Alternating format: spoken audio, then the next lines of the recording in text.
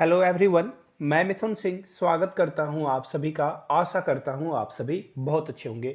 झारखंड में 50,000 शिक्षकों की रिक्रूटमेंट यानी कि नियुक्तियां होने वाली है, ये खबर आपके कान तक ज़रूर पहुंची होगी। तो ऐसे में झारखंड में आपको पता होगा जेटेट यानी कि झारखंड टीचर एलिजिबिलिटी टेस्ट होता है और इसको पास करने वाले ही कैंडिडेट झारखंड में शिक्षक बन सकते हैं। ऐसा अभी तक रूल था।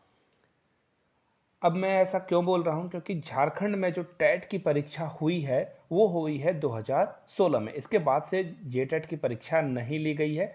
अगर आप जोड़ लोगे तो 7-8 साल तो हो ही चुके हैं।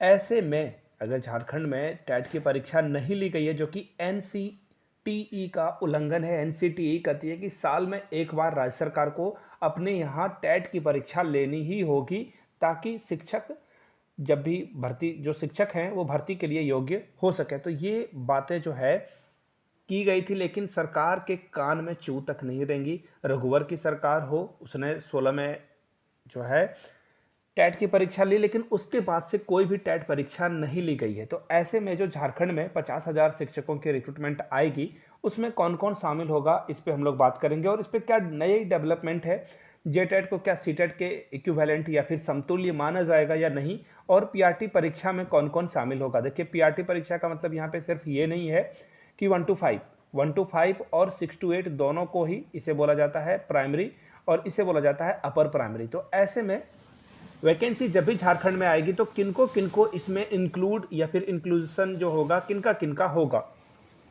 और जो घरों में बिल्कुल आराम से सोए पड़े हैं कि सरकार जो करेगी देखा जाएगा, तो उनके लिए ये जो है अलर्ट या फिर जागने का समय हो चुका है।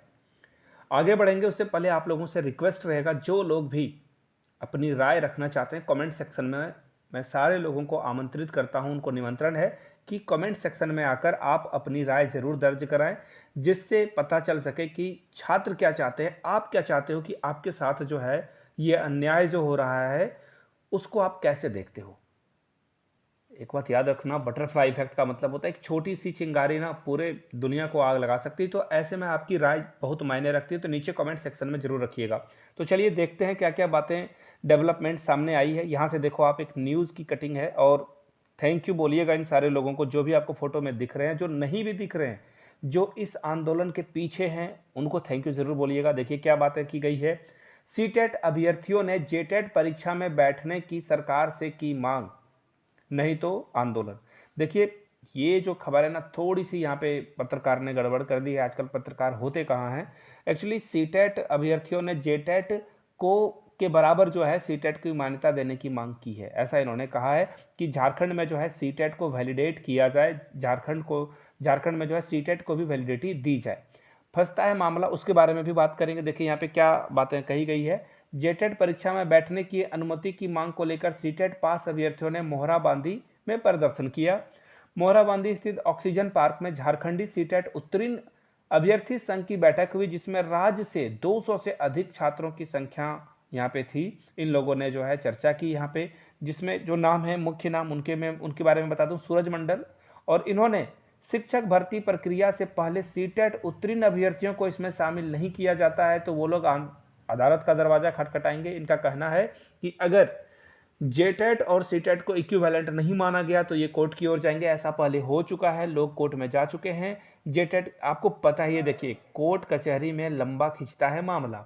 ऐसे में आपकी एक हियरिंग के बाद दूसरी हियरिंग जब आएगी, हो सकता है कि इसमें 2 से 4 साल भी लग जाए। तो ऐसे में अदालत से न्याय तो मिलेगा, लेकिन डिले हो जाता है उसमें। तो ऐसे में झारखंड के अगर मंत्री, आपके विधायक अगर एकजुट होकर, एक्चुअली जो शिक्षा मंत्री हैं, एक्चुअली वो अशिक्षा मंत्री हैं, क्योंकि वो शिक्षित तो है नहीं, बिल्कुल ही अनपढ़ गवार जाहिल की तरह बातें करते हैं। वो अभी चेन्नई में स्वास्थ्य लाभ ले रहे हैं, उनकी जो है तबीयत नासाज हो गई है, वो वहाँ पे इलाज करा रहे हैं।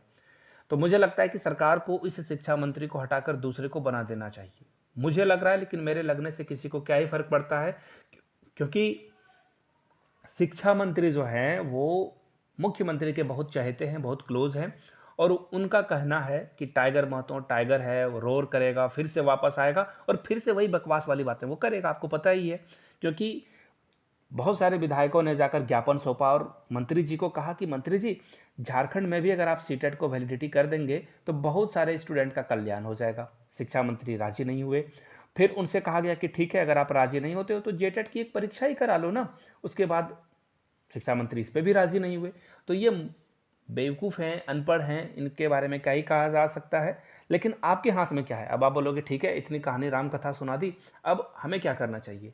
आपको ऐसे आंदोलनों में शामिल होना चाहिए। खास करके रांची के आसपास अगर आप रह रहे हो, आपने बीएड या डीएलएड कर रखा है और जेटेट 16 की परीक्षा पास नहीं की है, तो ऐसे में आपको यहाँ पे आना चाहिए। लोगों के साथ अगर आप इनकलाब का नारा लगाओगे तो सरकार हिलेगी। सरकार हिलेगी नहीं, धड़ाम से गिरेगी भी, याद रखिएगा। सरकार वैसे ही प्रॉब्लम में फंसी हुई है।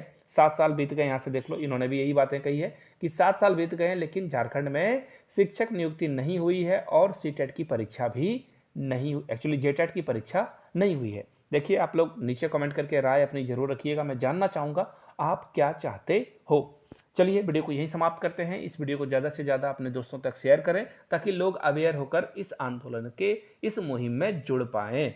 चलिए, थैंक यू आपका।